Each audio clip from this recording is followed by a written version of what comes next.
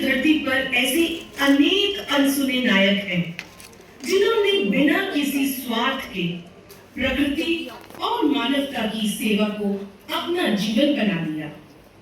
आज हम आपको ऐसे ही एक प्रेरणादायक व्यक्तित्व की कहानी से रूबरू कराने जा रहे हैं। मेघालय की हरी भरी वादियों में जहां घने जंगल और तेज बहती नदियां हैं, वहां लोहे और सीमेंट से नहीं बल्कि पेड़ों की जीवित जड़ों से ऐसे पुल बनाए गए जो वर्षों तक लोगों की जीवन रेखा बने रहे। ये केवल एक पुल नहीं बल्कि प्रकृति, धैर्य, बुद्धिमत्ता और सामूहिक प्रयास का अद्भुत उदाहरण है।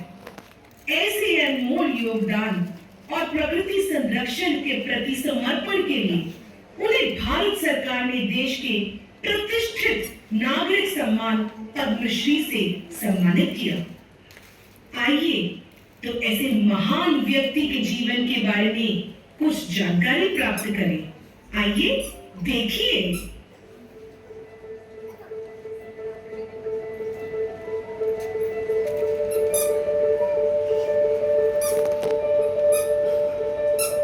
दादाजी, आप ये क्या कर रहे हैं? बेटा, तुम्हारी दादी को ये नाला पार करने में बहुत दिक्कत होती है। मैं उनके लिए एक जड़ों का पुल बना रहा हूँ ताकि वे उस पर चढ़कर दूसरी ओर जा सके। दादाजी, क्या ये पानी से गलेगी नहीं? नहीं बेटा, इन जड़ों को जितना पानी मिलेगा ये उतनी मजबूत होंगी। बेटा, हमें अपनी प्रकृति को बचाना आना चाहिए। तुम भी दादाजी से ये सीखो, ये चीज तुम्हारे काम आएगी। क्या पेड़ रास्ता बना सकते हैं? प्रकृति हमारी सबसे बड़ी शिक्षक है। यदि हम उसकी देखभाल करें तो हमारी सहायता करती है। तो क्या एक दिन ये जड़ें पुल बन जाएगी? हाँ बेटा, लेकिन इसके लिए चाहिए धैर्य, प्रेम और प्रकृति पर विश्वास। ठीक है, एक दिन मैं एक ऐसा पुल बनाऊंगा जिससे कोई बच्चा स्कूल जाने से ना रुके, कोई किसान अपने खेत पहुंचने से ना रुके और कोई माँ अपने परिवार की चिंता ना करे। शाबाश। चलो रेली वाल के घर चलते हैं। हाँ, चलो चलो।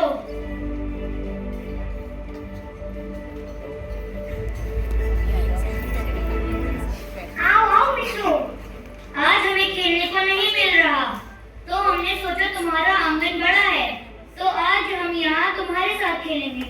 हाँ, हम यही खेलेंगे। चलो चलो, बहुत खेलते हैं।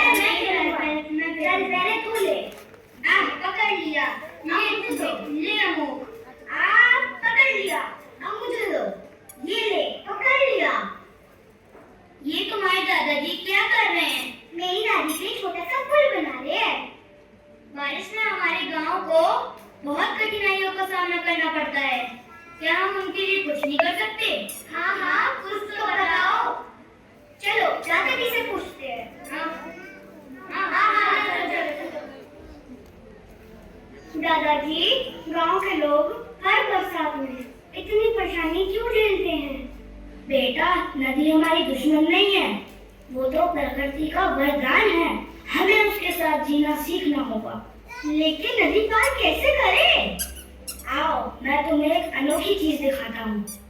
देखो इन जड़ों को, अगर इन्हें सही दिशा दी जाए तो ये एक दिन मजबूत पुल बनती है। क्या सचमुच पेड़ लोगों का रास्ता बना सकते हैं? हाँ बेटा, इंसान अगर प्रकृति का मित्र बन जाए तो प्रकृति उसे कभी निराश नहीं करती। इसमें तो बहुत समय लगेगा। जो काम आने वाली पीढ़ियों के लिए होता है उसमें जल्दी नहीं की जाती। आज मेहनत करेंगे, कल हमारे बच्चे या तुम्हारे बच्चे भी इसका लाभ उठाएंगे।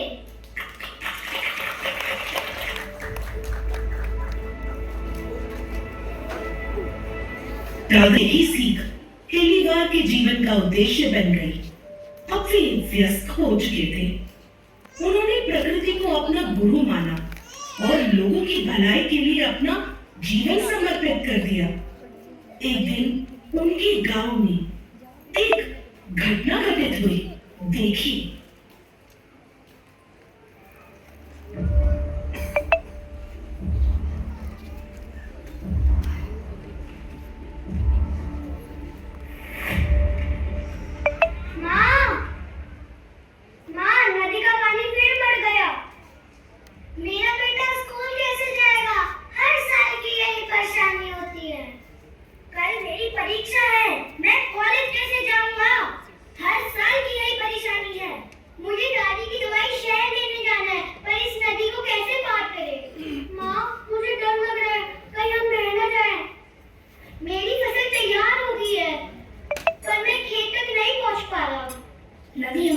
दुश्मन नहीं है, लेकिन बरसात में यही नदी हमारे लिए चिंता और कठिनाई का कारण बन जाती है। चलो हेली बुआ के घर चलते हैं। हाँ, चलो चलो।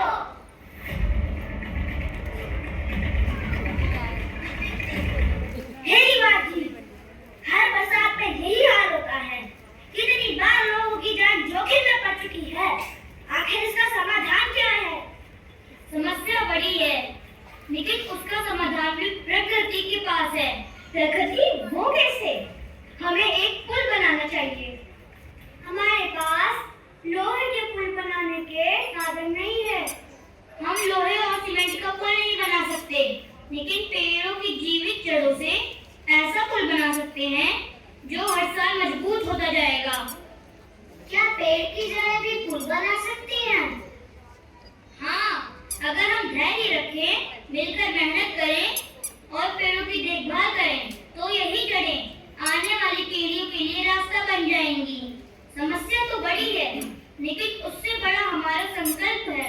हम नदी से लड़ेंगे नहीं, हम प्रकृति के साथ चलना सीखेंगे। हमारे पास लोहे के पुल बनाने के साधन नहीं है, लेकिन हमारे पास पेड़ हैं और उनकी जीवित जड़ें हैं। लेकिन इसमें तो बहुत समय लगेगा। और अगर ये पुल नहीं बना तो आज से हम मेहनत शुरू करेंगे, तो कल हमारे बच्चे उसका लाभ उठाएंगे। आने वाली पीढ़ियां ये अवश्य कहेंगी कि किसी ने प्रयास किया था। जो लोग प्रकृति के साथ चलना सीख लेते हैं, प्रकृति भी उनका साथ निभाती है। हेली बुआ जी, तो आज से पूरा गांव आपके साथ है। हम सब आपके साथ हैं।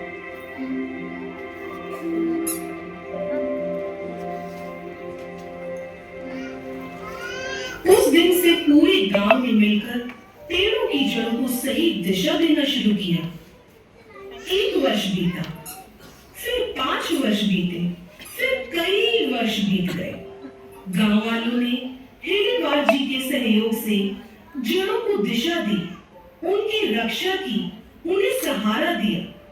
धीरे धीरे प्रकृति ने अपना चमत्कार दिखाना शुरू किया। अब बच्चे सुरक्षित स्कूल जाते थे, किसान खेत पहुंचते थे और बरसात भी गांव की राह नहीं रोक पाती थी। कहते हैं, हम जब कोई भी सामाजिक कार्य सच्चे मानव भाव से करते हैं, तो ईश्वर भी हमें इसका इनाम जरूर देता है। जिस प्रकार का पुल उन्होंने बनाया, तो ये बात आगे तक गई। तभी वहां कुछ पर्यटक और पत्रकार पहुंचे।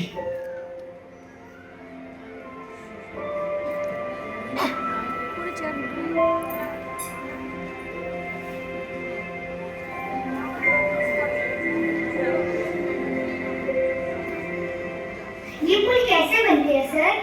बेटा, इन्हें बनाने में 20 से 30 साल लग जाते हैं।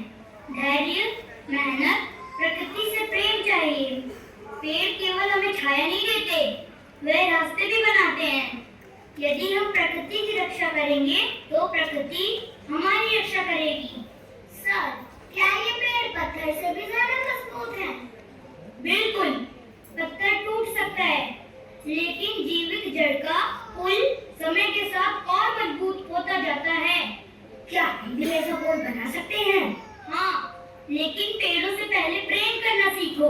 पेड़ लगाओ, उन्हें बचाओ और धैर्य रखो। हम हर साल पेड़ लगाएंगे। अब मैं रोज स्कूल जा सकता हूँ। अब मैं अपने खेतों तक आसानी से पहुँच सकता हूँ। मुझे दवा लेने जाने में अब डर नहीं लगता। हेली बुआ जी, आपने इतना अद्भुत पुल कैसे बनाया? मैंने पुल नहीं बनाया बेटा, मैंने केवल जड़ों को सहारा दिया और उन्हें सही दिशा दी। पुल तो प्रकृति ने बनाया है। Wow, so beautiful. I should click that picture. Really, I have seen first time. मैंने तो ऐसा पुल पहली बार देखा है। लोगों को यहाँ से जाते हुए डर तो लगता होगा। बिल्कुल नहीं, ये पत्थर और सीमेंट से भी ज्यादा मजबूत है। अगर ऐसा होता तो इतने सालों तक ये पुल टिका थोड़ी ना रहता। पेड़ केवल छाया नहीं देते, जीवन भी देते हैं और कभी कभी रास्ते भी देते हैं। हम प्रकृति की रक्षा करेंगे तो प्रकृति हमारी रक्षा करेगी। सर, आपका संदेश क्या है? प्रकृति हमारी सबसे बड़ी इंजीनियर है, उससे सीखिए। तो बच्चों, आज तुमने क्या सीखा? प्रकृति का सम्मान करो, भविष्य सुरक्षित करो, पेड़ लगाओ, पेड़ बचाओ और आने वाली पीढ़ियों के लिए आशा के पुल बनाओ।